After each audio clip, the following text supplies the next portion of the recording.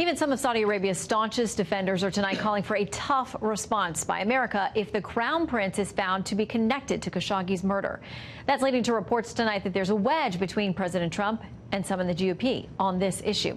Let's bring in Senator Lindsey Graham, member of the Senate Armed Services Committee, and someone who's been very vocal on this story. Senator, welcome. Thank you. You've talked pretty tough about this. I mean, there's still a lot of fact-finding to do. What does your gut tell you? Because we know what some of your fellow lawmakers have said. Number one, the Crown Prince is 33 years old. There's a reason you can't run for president until you're 35. In this country? Yeah, in this country. He's been a wrecking ball. He put the Prime Minister of Lebanon under house arrest for a while. He put an embargo on Qatar and didn't tell anybody in the world about it. You know, one minute he's a visionary leader, the next minute he's putting women in jail who protest. The man killed in the consulate in Turkey was a critic of the Crown Prince. Are you convinced now that he is gone? He's been murdered? Oh, absolutely. You don't have to be Sherlock Holmes, my favorite line, to figure this out. He goes in the consulate, he never comes out. We have intel that Saudi Arabia, the Crown Prince, was annoyed with this guy. They lure him. Where did these 15 people come from that landed in Turkey, went to the consulate, and left? Somebody who's an autopsy expert. What's that got to do with the interrogation? I will not have my intelligence insulted or my support disrespected. I was the leading advocate for Saudi Arabia because they're a strategic ally. And Donald Trump, President Trump, has been tremendous to the the country of Saudi Arabia. This is the most disrespectful thing I've ever seen toward a president of the United States. He has done everything he could to help Saudi Arabia, and this is the way you're repaid. He's a strong man, President Trump. This will not go unanswered. Okay, I want to play something that Senator Marco Rubio said to us last night about the interconnection between the U.S. and Saudi Arabia. Yeah. I think the bigger issue here becomes the role they play in our Middle Eastern strategy. And the administration, and I think wisely, that had built them as a key linchpin against Iran and their ambitions and their expansion in the region. That's endangered now. If they did this, it makes it impossible for us to work with them closely in the short term until something's done about it. Okay, so all kinds of interconnections on oil, on their military needing us to help sustain them, on the issues with Iran. I mean, Yemen, what's going on there? You know what we need the most? To be good Americans. We deal with people who are bad because sometimes we have to, but these are allies.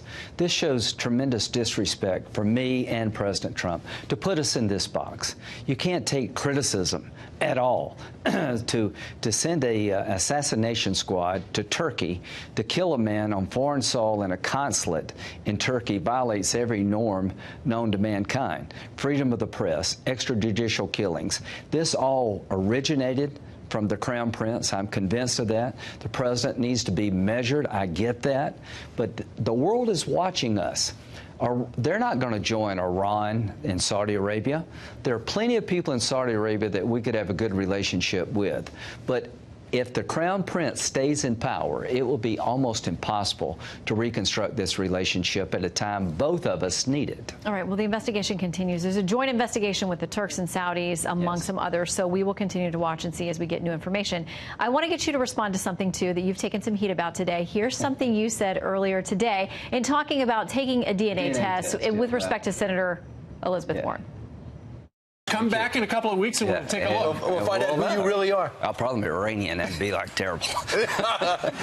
Okay, you said probably like Iranian, and Brian followed up there, meaning you mean the leaders, not the people, but that offended a lot of folks. Well, Jamal I'm sorry if it did. Abdi, president of the National Iranian American Council, said this: if you dread the notion of Iranian ancestry and believe all Iranians are liars, you are hopelessly bigoted and unfit to serve in the U.S. Senate, where votes affect tens of millions of Iranians and millions more of Iranian ancestry in the diaspora.